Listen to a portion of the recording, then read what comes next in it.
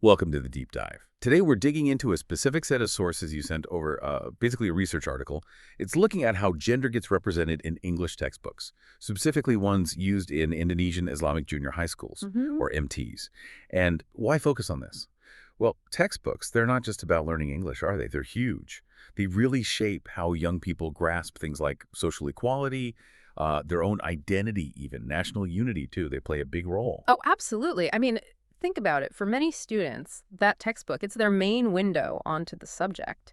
And everything that comes through that window, well, it can subtly, influence how they understand really core concepts like social equality. It's sensitive stuff. Right. And the source we're diving into, it's a paper analyzing two specific textbooks, English in Focus and English on Sky. Heard of them. So our mission here is pretty clear. We want to unpack what this research actually found. Do these books show gender in a non-stereotyped equal way? And maybe more critically, what does it all mean? What are the implications? Okay, let's get into what the study actually did. Critical multimodal analysis and content analysis were the main ones, which basically just means they weren't only counting words or pictures, they were looking at how gender showed up in both the text and the images. The wider study apparently also used interviews, questionnaires, but the article really focuses on that deep dive into the books themselves. Got it. So looking at the whole picture, Yeah. not just words on a page. And this kind of research, it builds on older ideas, doesn't it? The source mentions some historical theories about gender and language. It does, yeah. It touches on how thinking has evolved. Like early on, you had the deficit theory, which pretty unfortunately saw female language as somehow lacking, Yeah. deficient. Then came the dominance framework. That linked negative views of women's speech to, well, male power structures in society. And later, the difference framework suggested, okay, maybe styles differ because men and women move in different social circles, but, and this is important, the source warns that just grabbing one of these theories, it's often misleading, or just not enough to explain the complexity of it all. Okay. That gives us the backdrop. So with that approach, where did they start looking in these textbooks? Pictures, words? Both, definitely Yeah. both. But let's start with the visuals because images, I mean, they're just such a powerful part of textbooks, especially for this age group. And the quantitative findings, the numbers, they paint a pretty stark picture, right? So just looking at the raw counts of people in the pictures.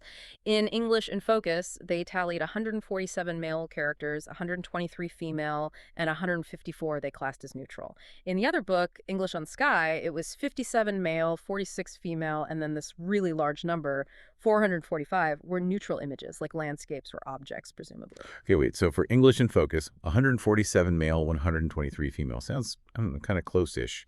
But the article itself, when it talks about just the images that did show a specific gender in that book, it gives different percentages, right? Something that really jumps out. Yeah, so males were 111 characters. That's like 77.7% versus only 46 female characters, 29.3%. That feels like a huge difference hiding in those overall numbers. Exactly. And the study uses those specific percentages, especially for English in Focus, to really hammer home the main point.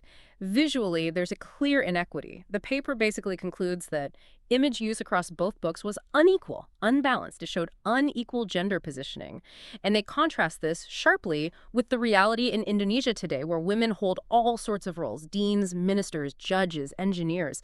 The textbook images just weren't reflecting that reality at all. And this visual imbalance, it matters.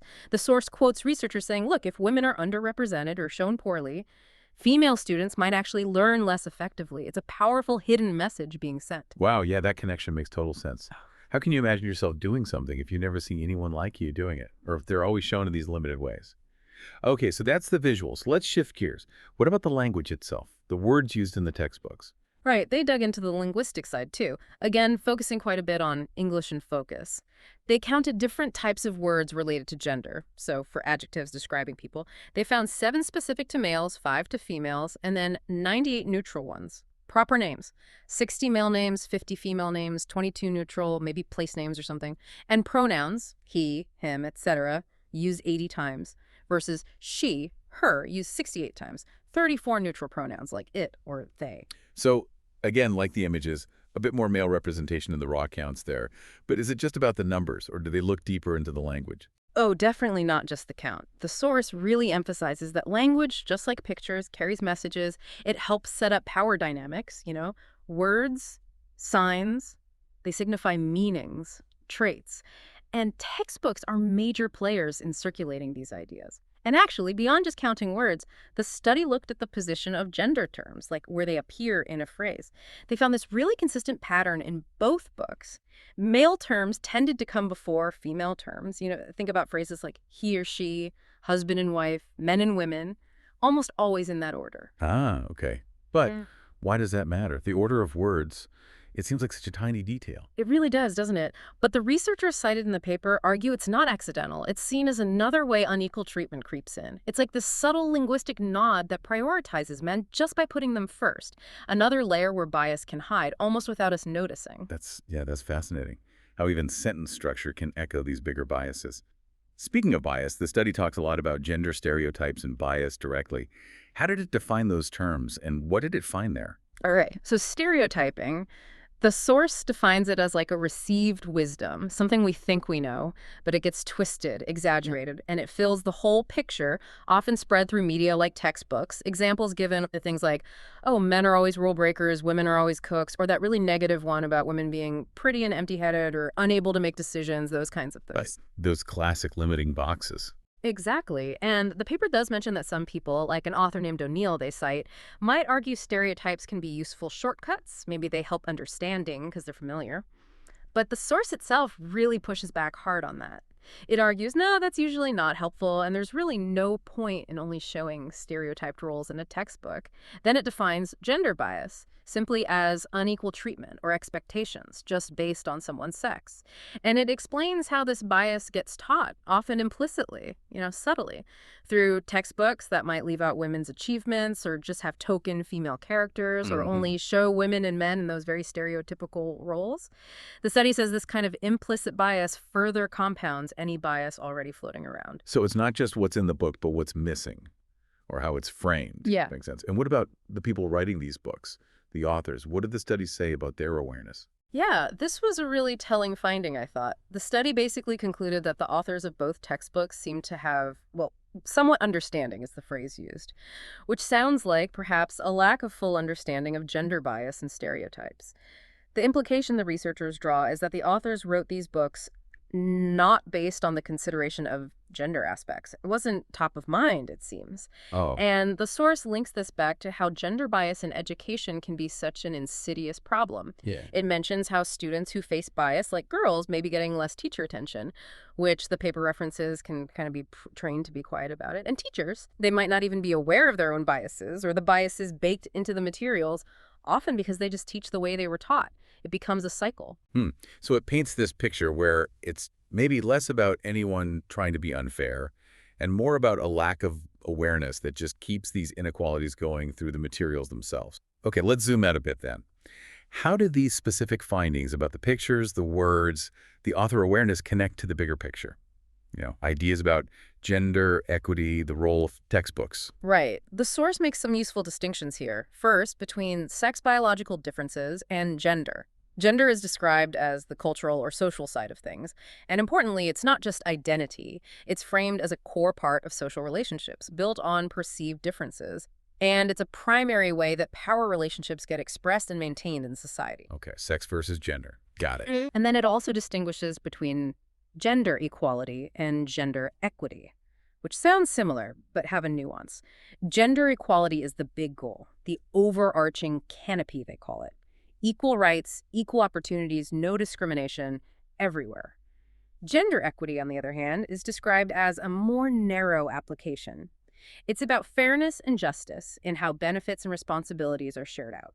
It often carries economic or material weight, and it's seen as a necessary step, a building block on the way to achieving that broader equality. Right, so equity is like the practical tool to get to the big goal of equality. Exactly. And the source circles back strongly to the main point. Textbooks are usually the #1 material in these EFL classrooms. And you can't really separate language from culture, right? It's tough to teach a language without bringing in cultural stuff. So these textbooks, they inevitably transmit values. They carry this hidden curriculum. Which is precisely why putting them under the microscope like this is so vital. What kids read there really does feed into shaping their identities, how they see the world. Precisely.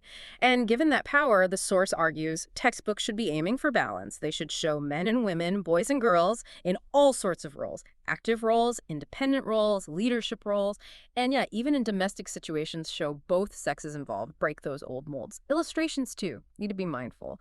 Realistic physical differences, sure, but avoid those lazy stereotypes about who plays what games or who shows which emotions. Okay, so knowing all that, what does the study actually suggest should happen? What are the recommendations? It lays out some clear suggestions for different groups. First, for textbook authors, they really need better knowledge about gender representation.